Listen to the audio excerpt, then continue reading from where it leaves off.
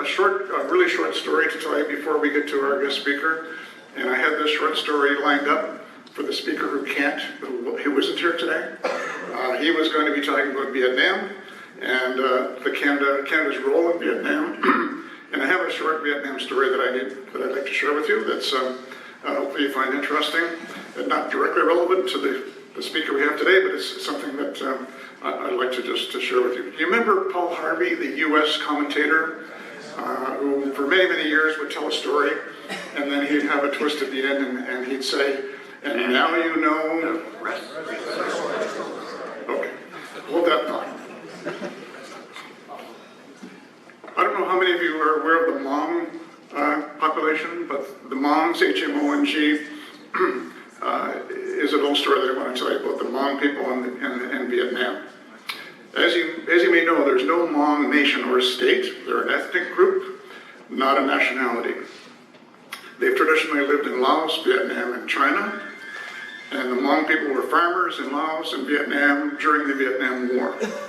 Many Hmong were recruited to fight with support from the U.S. against the Viet Cong and communist forces inside Laos.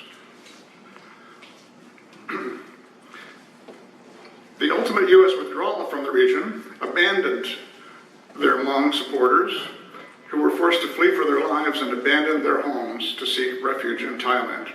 This picture may remind you of a recent picture from Afghanistan, when the same thing was happening many years later, where there was an American plane trying to take off and people were hanging off the fuselage. This is a picture from the end of the Vietnam War when something similar happened. History repeats itself.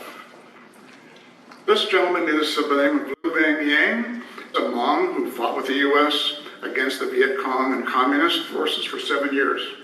This is a number of years after that, so this is what he looked like then, but he was a 7-year veteran of fighting against the Vietnam communists with the U.S.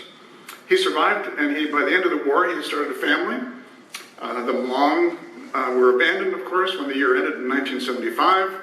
He and his wife, a daughter, and a newborn baby in arms, only days old, had to start walking to Thailand. It took 3 months to get to walk to Thailand in a group, and many Hmong people in their walking group didn't get there. They died along the way. Over the next 5 years in Thailand, his family first moved from a military camp to a refugee camp, and then to a second refugee camp. This is a picture of one of the refugee camps with his family and his extended family. The girl in the red shirt with the big smile in front of Lou is his daughter Song, and you spell that X-I-O-N-G, but you pronounce it Song. By 1980, a church group in Vancouver sponsored them and another Hmong family to immigrate to come to Canada. So they lived in these refugee camps for 5 years.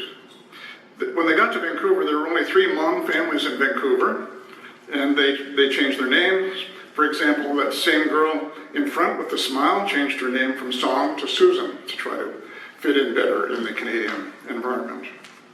In 1983, the family moved from Vancouver to Kitchener because of the Hmong community here and for job opportunities. The daughter Susan, went to school here and on to university in Windsor. By then a young adult, went in university. One evening, Susan went out with some friends to the popular Times nightclub in downtown Galt. Some of you may remember that. By chance, while she was in this bar or this nightclub in Galt, she met a tall young Canadian guy. They hit it off, they dated, they got engaged, they got married, and they have a family of their own today. And that young Canadian guy was my son, Kyle. This is today. You'll see Susan in front with the same smile you saw in the previous pictures when she was a little girl. My son Kyle on the left, and my 2 amazing grandchildren, Maxwell and Julia Song.